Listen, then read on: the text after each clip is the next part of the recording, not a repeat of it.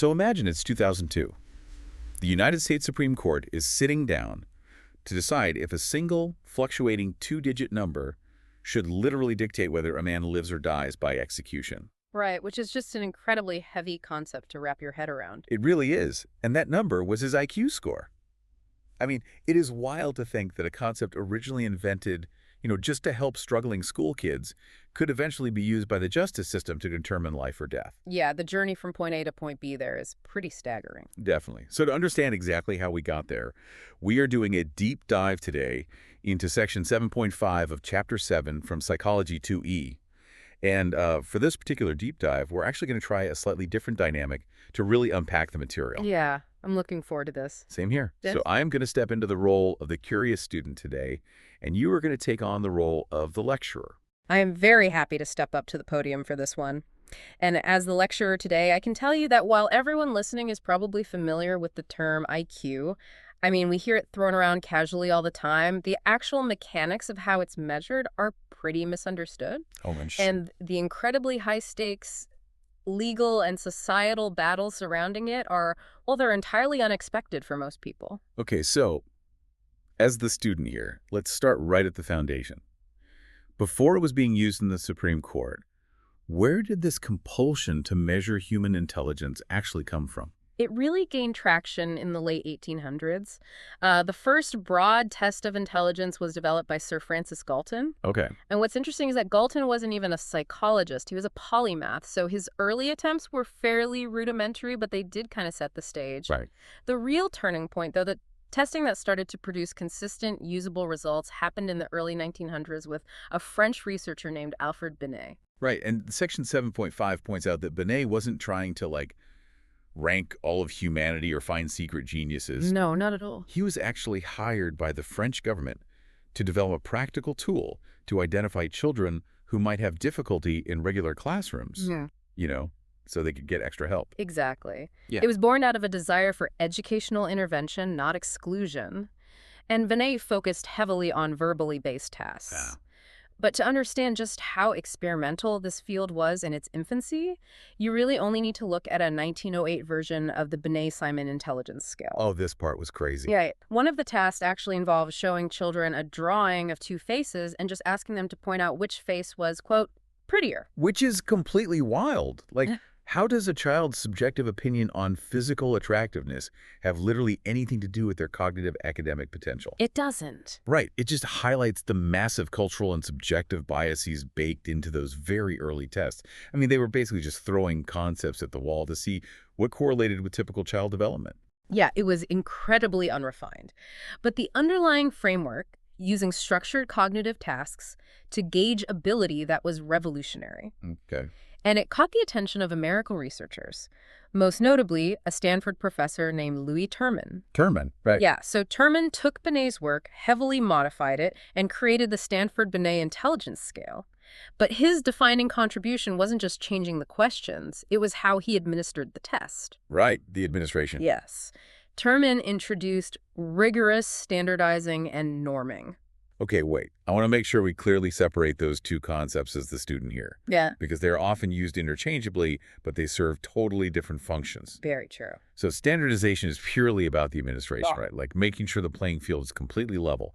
Every single person taking the test gets the exact same instructions, the exact same time limits, and the exact same scoring metrics. Precisely. Because if one person takes the test in a quiet room with unlimited time, and another takes it in a loud, noisy room with a ticking clock, you just can't compare their scores. Right. Standardization eliminates those environmental variables. But norming is what gives the score its actual meaning. Right. If I get a 90 on a test, that tells me absolutely nothing unless I know what everyone else got. Exactly. So norming is about taking that standardized test and giving it to a massive, highly representative sample of the population.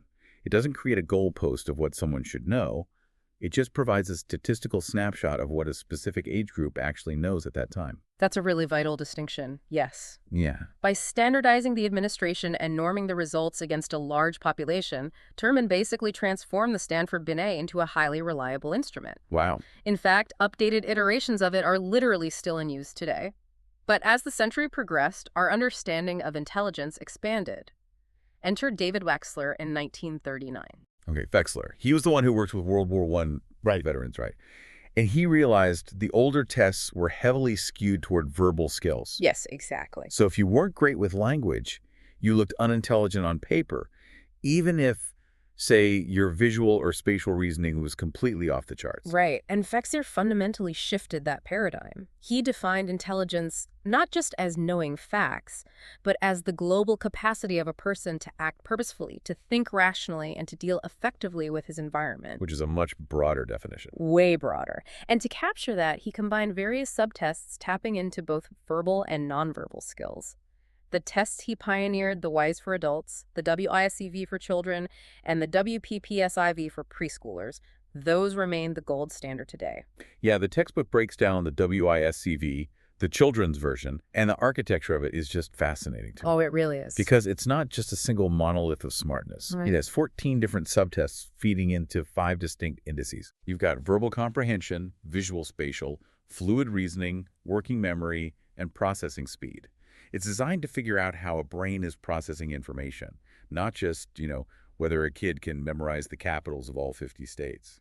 Which is incredibly useful for diagnosing specific learning disabilities. Right. I mean, a child might have exceptional visual spatial skills, but a severe bottleneck in processing speed.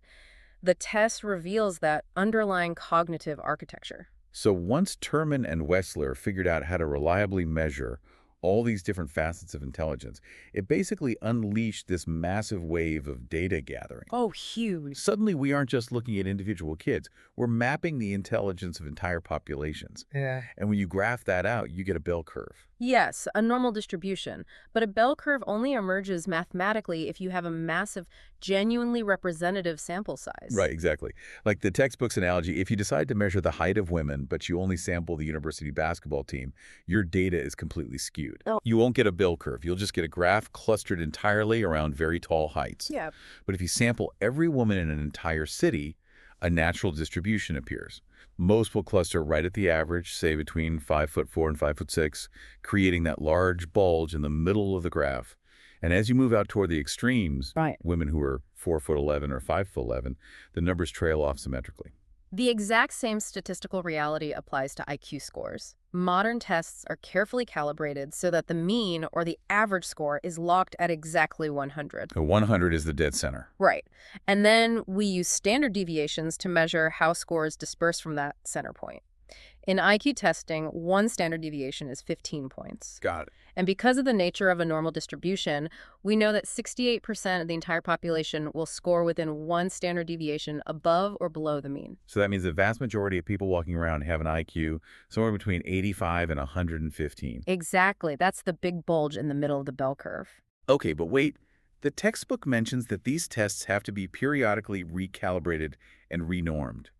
They don't just set the mean at 100 in 1939 and leave it there forever. No, they can't. And that recalibration revealed something really strange called the Flynn Effect. Right. Named after researcher James Flynn. He observed a consistent long-term upward drift in IQ scores across the globe. Basically, each generation scores significantly higher on these standardized tests than the generation before them. Which, that naturally leads to the assumption that we are just rapidly evolving into massive geniuses. Right. It's tempting to think that. Like if you brought someone from 1920 to the present day and gave them a modern test, their score would be substantially lower. So are we just fundamentally smarter than our great-grandparents? Well, Flynn fiercely argued against that interpretation. Oh, really? Yeah.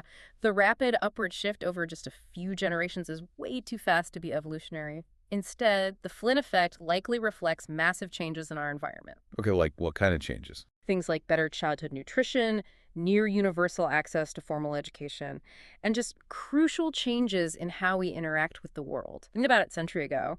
Most people engaged in highly practical, concrete thinking for daily survival. Right. Farming, manual labor, that sort of thing. Exactly. Today, our world demands constant abstract thinking. We're navigating complex software, understanding hypothetical scenarios, interpreting rapid-fire information all the time. Oh, that makes sense. And that abstract logical reasoning is precisely what modern IQ tests measure. So we haven't necessarily gained raw brain power. We've just optimized our brains for the specific cognitive tasks that the modern world and these tests value. Okay, that makes perfect sense. So we have this massive middle ground, the 85 to 115 range, shifting over time based on societal changes. But the real societal impact, the labels, the legal definitions, the funding, all of that happens at the absolute fringes of that distribution. Yes, the extremes. Let's look at the lower extreme first. Only 2.2% of the population scores below a 70, which is approximately 2 standard deviations below the mean. Right, but an IQ score of 70 or below isn't enough to trigger a clinical diagnosis on its own. It's not. No. For an intellectual disability diagnosis, that low cognitive score must be paired with major deficits in adaptive functioning. Okay, what does that mean exactly? It means the person struggles with basic, everyday life skills, things like communication, self-care, or independent living. Furthermore, these combined deficits must be present before the age of 18. It's really about how the score translates to actually navigating reality. And the implications of those adaptive deficits vary wildly. Right. Absolutely. The DSM-5 breaks it down into 4 subtypes. 85% of people diagnosed fall into the mild category. They might read at a 3rd to 6th grade level, but with support, they can hold jobs and live independently. Right. Then you have the moderate 10% who need more oversight but can manage basic functional self-care. And then the final 5% are split between severe and profound, requiring daily, intensive oversight and often facing massive communication hurdles. Yeah, the clinical reality of an intellectual disability covers a very broad spectrum of human experience. And the language we use to describe that experience has undergone a massive shift, which I think is one of the most compelling parts of Section 7.5. Oh, for sure. Because for decades, the official medical diagnosis for this was mental retardation. But language doesn't exist in a vacuum.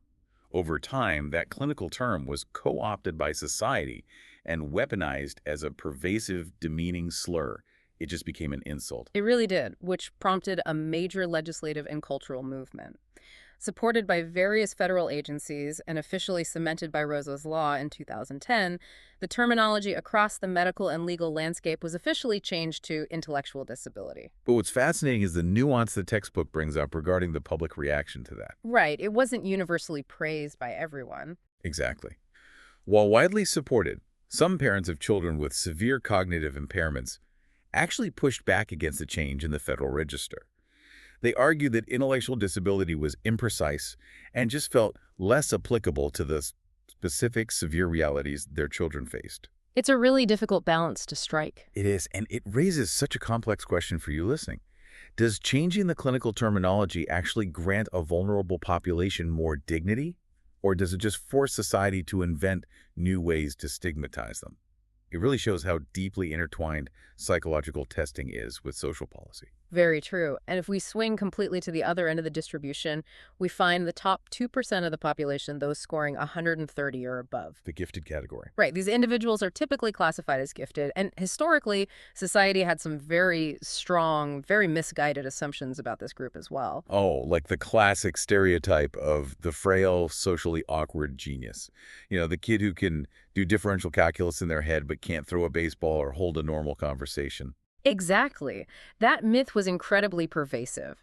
The assumption was that high cognitive ability came at the direct expense of physical and social development. Right. But Lewis Terman, the same Stanford researcher who standardized the intelligence test, he dismantled that idea entirely. How so? Well, in 1921, he launched a groundbreaking longitudinal study tracking over 1,500 children with IQs over 135. Wow, that's a huge sample. And his findings were the exact opposite of the prevailing myth, right? Completely the opposite. As Terman's subjects grew up, the data showed they were well-educated, highly successful, and remarkably well-adjusted. That's amazing. Furthermore, they were actually above average in physical build and general health. They weren't maladjusted weaklings at all. Today, some individuals who score in that upper echelon elect to join Mensa, an international organization designed to foster networking and intellectual exchange among that top 2%. Okay, Professor, so we've mapped out the mechanics of the test, the statistical curves, the extremes.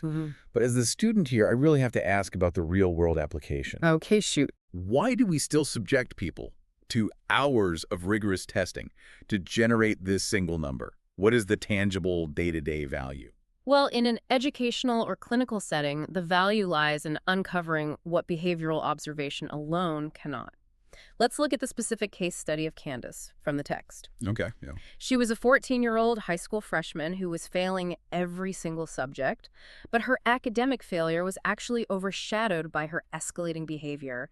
She was cursing at her teachers, fighting with classmates, and getting caught shoplifting. Right. And looking at that purely from the outside, it reads as a classic delinquency case. Yeah. A kid who is just maliciously acting out. The textbook even notes her parents suspected the school was targeting her out of racial bias. Which is a completely understandable suspicion given the systemic issues we see in education. Absolutely. But when Candace was finally given a comprehensive court-ordered psychological evaluation, a totally different reality emerged. The psychologist asked her directly why she was aggressively cursing at her teachers. And what did she say? Candace explained that the teachers only called on her when she clearly didn't know the answer. She didn't want to constantly say, "I don't know," and feel like an idiot in front of her peers, so she used aggression as a shield to mask her embarrassment. Ah, so it was a defense mechanism. Entirely. And as part of that evaluation, they administered an IQ test. Candace scored a 68. Wow. Over 2 standard deviations below the mean. Yes. And that score instantly reframed her entire situation. It proved that her hostility wasn't stemming from malice. It was stemming from the sheer panic of sitting in a 9th grade classroom, fundamentally unable to process the material without specialized support. That makes so much sense. The test acted exactly as Alfred Binet originally intended. It bypassed the behavioral symptoms to identify a profound, hidden educational need. It's a beautiful example of the test working to help someone. But we cannot ignore the horrific historical reality that these tests have also frequently been weaponized to cause irreparable harm. No, we absolutely cannot ignore that. Like today, access to these tests is strictly regulated. Only highly trained professionals with advanced degrees in psychology can purchase or administer them.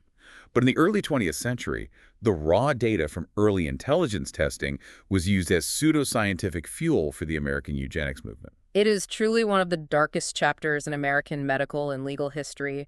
The source material points directly to the infamous Supreme Court case, Buck v. Bell. Right, in which the Supreme Court explicitly legalized the forced sterilization of individuals deemed, quote, feeble-minded, a categorization heavily influenced by early, deeply flawed intelligence testing. Yeah. And the textbook states that this specific ruling paved the way for approximately 65,000 forced sterilizations across the country. 65,000 individuals completely stripped of their bodily autonomy and reproductive rights, largely justified by a fundamental misunderstanding and misapplication of cognitive testing. It's sickening.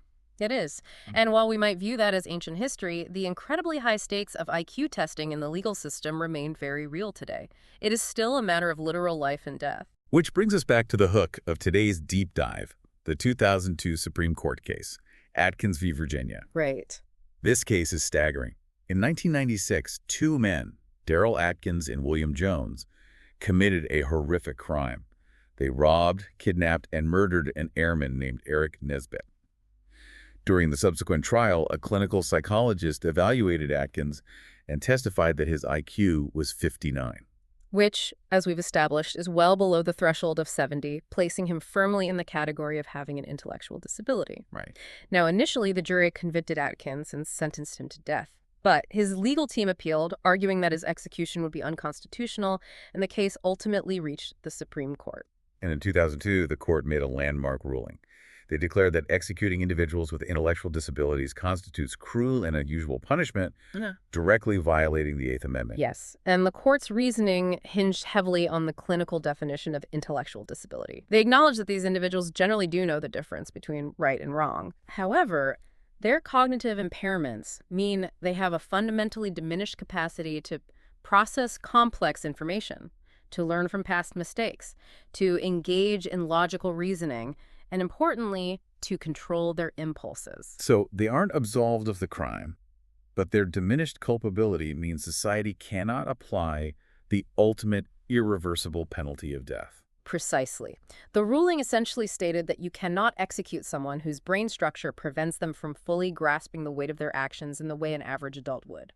But the story of Darrell Atkins has an absolutely surreal aftermath. It really does. Because the Supreme Court ruling established the Eighth Amendment protection, but it left it up to individual states to define exactly what constituted an intellectual disability. Right. So the case goes back down to a jury in Virginia. Right. And this jury decided that because Atkins had spent years interacting with his defense attorneys, constantly preparing for these high-level appellate hearings, he had essentially been subjected to an intensive environment of intellectual stimulation. And they argued that this constant legal coaching actually caused his IQ score to increase. Yes, they argued his IQ had drifted just high enough to cross the state's threshold, meaning he was now miraculously cured enough of his intellectual disability to be legally executed. It's unbelievable. They literally schedule his execution date.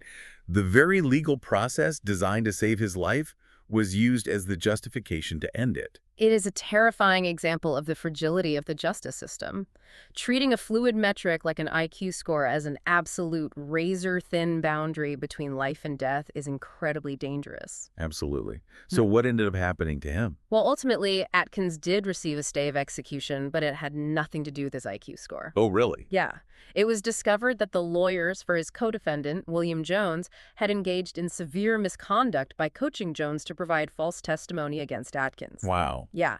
Because of that prosecutorial misconduct, Atkins was resentenced to life imprisonment. That is wild. The legal system has really had to continually reckon with this, haven't they? They have. The textbook highlights a later case from 2014, Hall v. Florida, where the Supreme Court had to intervene again, explicitly ruling that a state cannot rely on a strict, rigid IQ score cutoff as the sole determinant for executing a prisoner. The courts have to look at the broader clinical picture of adaptive functioning, not just a single number. Because human intelligence is infinitely complex. Binet knew it, Wechsler knew it, and modern psychologists know it. A single numerical score is a useful diagnostic tool, but it just cannot encapsulate the entirety of a human being's cognitive reality. Perfectly said. Okay, well, I am going to drop the student persona here as we wrap up. We have covered a massive amount of ground today. We really have. We started with Alfred Binet trying to find a way to help struggling French school children get a little extra tutoring, and we ended up in the United States Supreme Court, debating the Eighth Amendment and whether a fluctuating test score can legally justify an execution. It is an incredibly heavy journey, but the field of psychometrics isn't static. Researchers today, like Jack A. Naglieri, who is highlighted in Section 7.5, are constantly working to refine these tools. That's good to hear. Yeah. The goal of modern testing development is to create instruments that are more accurate, far more equitable, and culturally fair across different demographics.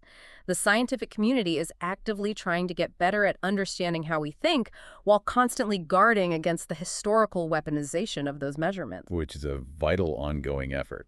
And to you, listening, I want to leave you with a final thought to chew on as you go about your day. If an assessment tool that was originally designed simply to identify children who needed educational support morphed into a mechanism used to justify everything from forced sterilizations to capital punishment, what does that reveal about our society's deep-seated obsession with trying to quantify human worth with a single absolute number?